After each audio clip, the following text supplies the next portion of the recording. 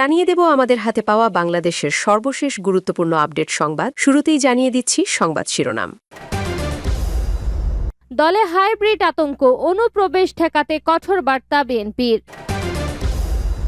এবার হবিগঞ্জে এনসিপির গাড়িবহরে বাধার রাস্তায় বসে পড়লেন নেতারা। শেখ হাসিনা সরকারের নির্যাতনের দায়ীদের অবশ্যই জবাবদিহির আওতায় আনতে হবে। বর্তমান ইসির অধীনে স্থানীয় সরকার নির্বাচন সম্ভব নয় বলল নাহিদ ইসলাম। মধ্যপ্রাচ্যে ফের যুদ্ধের দামামা, মার্কিন আগ্রাসনের জবাবে জর্ডানে পাল্টা হামলা ইরানের। শিরোনাম শুনছিলেন, এবার বিস্তারিত। দলে হাইব্রিড আতঙ্ক, অনুপ্রবেশ ঠেকাতে কঠোর বার্তা বিএনপির। হাইব্রিডদের দাপটে কুণ্ঠাসা হয়ে পড়েছে বিএনপির ত্যাগীরা। পতিত আওয়ামী লীগ থেকে আসা কিছু অসাধু ব্যক্তি বিএনপির নাম ব্যবহার করে চাঁদাবাজি, দখলদারি, লুটপাট ও মব সৃষ্টির অপচেষ্টা চালাচ্ছে। আর বদনাম হচ্ছে বিএনপির। এইসব অনুপ্রবেশকারীদের কারণে বঞ্চিত হচ্ছে দীর্ঘ 17 বছরের ত্যাগ ও সংগ্রাম করা নেতাকর্মীরা। ক্ষমতার 5 মাসেই দলে বাড়ছে নবাগত ও হাইব্রিড নেতাকর্মীদের আনাগোনা। এই নিয়ে দলটির তৃণমূলে বাড়ছে ক্ষোভ ও হতাশা।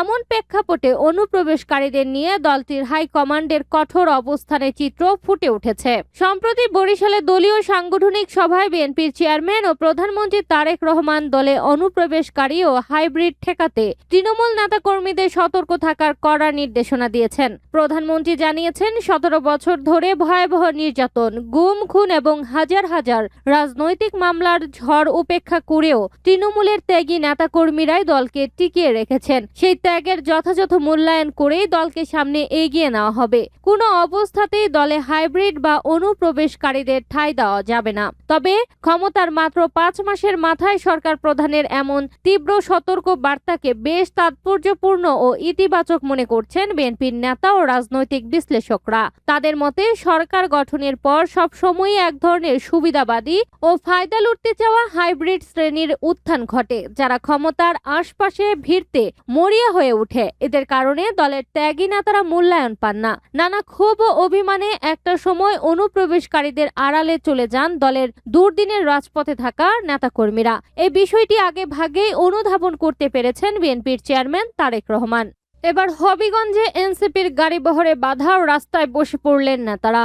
মৌলভীবাজারে শ্রীমঙ্গলে পুলিশের বাধা পেরিয়ে হবিগঞ্জের দিকে রওনা হয়েছেন এনসিপির কেন্দ্রীয় নেতারা। তবে হবিগঞ্জের মিরপুর এলাকায় ফের পুলিশ তাদের আটকে দেয়। দীর্ঘ সময় পুলিশের সঙ্গে কথা বলার পর এনসিপির আহ্বায়ক নাহিদ ইসলাম সহ নেতারা রাস্তায় বসে পড়েন। এর আগে বুধবার 29 জুলাই বিকেল 4:30টার দিকে শ্রীমঙ্গল উপজেলার শায়েস্তাগঞ্জ শ্রীমঙ্গল সড়কে চাকন্যা ভাস্কর্য এলাকায় সড়ক বন্ধ করে তাদের গাড়ি আটকে দেয় পুলিশ। পরে এনসিপির নেতাকর্মীরা পুলিশের বাধা পেরিয়ে বিকেল 5:30টার দিকে আবার হবিগঞ্জের উদ্দেশ্যে রওনা হয়। তবে কিছু দূর যাওয়ার পর ফের পুলিশের বাধায় আটকা পড়েন তারা। প্রত্যক্ষদর্শীরা জানান, হবিগঞ্জের মিরপুর এলাকায় পুলিশ গাড়িবহর আটকে দিলে সেখানে বসে পড়েন নেতারা। পরে পুলিশের সঙ্গে কথা বলেন নাহিদ ইসলাম, সার্জিস আলম ও হাসনাত আব্দুল্লাহ সহ নেতারা।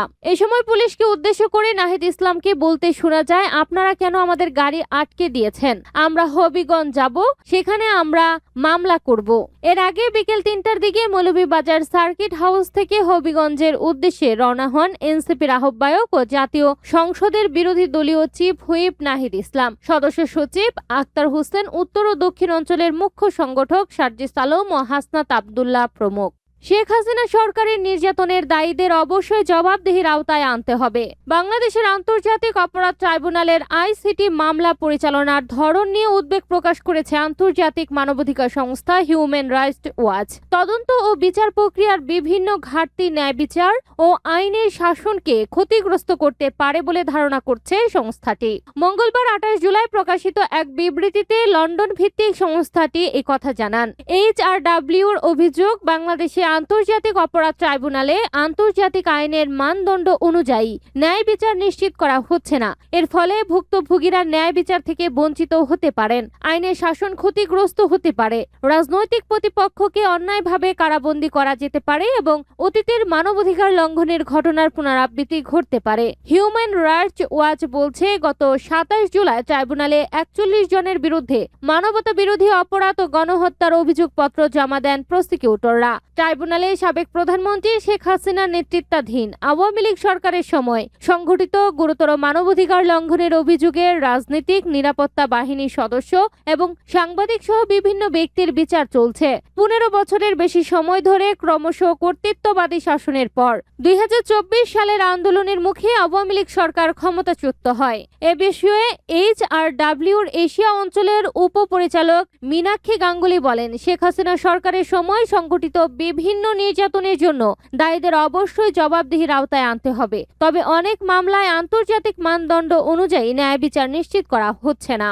বাংলাদেশের ফৌজদারি বিচার ব্যবস্থায় জরুরি ভিত্তিতে সংস্কার প্রয়োজন জানিয়ে তিনি বলেন, বিচারে দুর্বল তদন্ত ও ভিত্তিহীন অভিযোগের মাধ্যমে রাজনৈতিক প্রতিহিংসার কোনো সুযোগ যেন না থাকে তা নতুন সরকারের নিশ্চিত করা উচিত। বর্তমান ইসির অধীনে স্থানীয় সরকার নির্বাচন সম্ভব নয় বলল নাহিদ ইসলাম। শেখ হাসিনা বহু বছর ধরে দলীয়করণ করেছেন, আর বর্তমান সরকার মাত্র 5 মাসেই সব জায়গায় দলীয়করণ করে ফেলেছে বলে অভিযোগ করেছেন জাতীয় নাগরিক পার্টি এনসিপির আহ্বায়ক ও বিরোধী দলীয় চিফ হুইপ নাহিদ ইসলাম। তিনি বলেন, নির্বাচন কমিশনকে পুরোপুরি দলীয়করণ করা হয়েছে, তাই এই কমিশনের অধীনে কোনোভাবে স্থানীয় সরকার নির্বাচন দেওয়া সম্ভব নয়। নাহিদ বলেন, জুলাই গণ অভ্যুত্থানের মূল চেতনা ছিল দলীয়করণ মুক্ত বাংলাদেশ, কিন্তু বর্তমান সরকার সেই পথ থেকে সরে আসছে। তিনি আরো বলেন, নির্বাচন কমিশন থেকে শুরু করে মেডিকেল সেক্টর এবং প্রতিটি সরকারি প্রতিষ্ঠানে যেভাবে নিজেদের লোক বসানো হচ্ছে তাতে জুলাই গণ অভ্যুত্থানের আকাঙ্ক্ষা ব্যাহত হচ্ছে।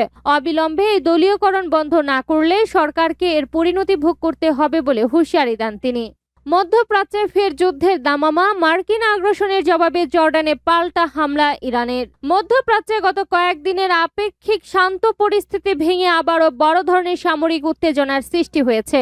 উত্তর পশ্চিম ইরানের পশ্চিম আজারবাইজান প্রদেশের পিরান শহর সীমান্ত সংলগ্ন এলাকায় একটি মার্কিন ক্ষেপণাস্ত্র আঘাত হেনেছে বলে নিশ্চিত করেছে দেশটির সংবাদ গণমাধ্যম। ইরানি বার্তা সংস্থা ফার্স স্থানীয় এক কর্মকর্তার বরাতে জানিয়েছে, মার্কিন শত্রুপক্ষের একটি ক্ষেপণাস্ত্র প্রদেশের একটি জনমানবহীন এলাকায় আঘাত হেনেছে। ঘটনায় কোনো হতাহতের খবর পাওয়া যায়নি। অন্যদিকে এর জবাবে জর্ডানে অবস্থিত একটি মার্কিন সামরিক ঘাঁটি লক্ষ্য করে ক্ষেপণাস্ত্র বর্ষণ করে ইরান। জর্ডানের সশস্ত্র বাহিনী জানিয়েছে, বুধবার ভোরে ইরান থেকে নিক্ষেপ করা 5টি ক্ষেপণাস্ত্র তারা আকাশে থাকা অবস্থাতেই সফলভাবে ভূপাতিত করেছে। মার্কিন সামরিক বাহিনীর দাবি, তারা নিজেদের উপর আসা একটি আকস্মিক হামলা প্রতিহত করতে সক্ষম হয়েছে। টানা কয়েকদিনের নীরবতার পর ইরান ও যুক্তরাষ্ট্রের মধ্যে এই মুখোমুখি পাল্টাপাল্টি হামলায় আবারও পুরো মধ্যপ্রাচ্যে বড় ধরনের সংঘর্ষের আশঙ্কা দেখা দিয়েছে।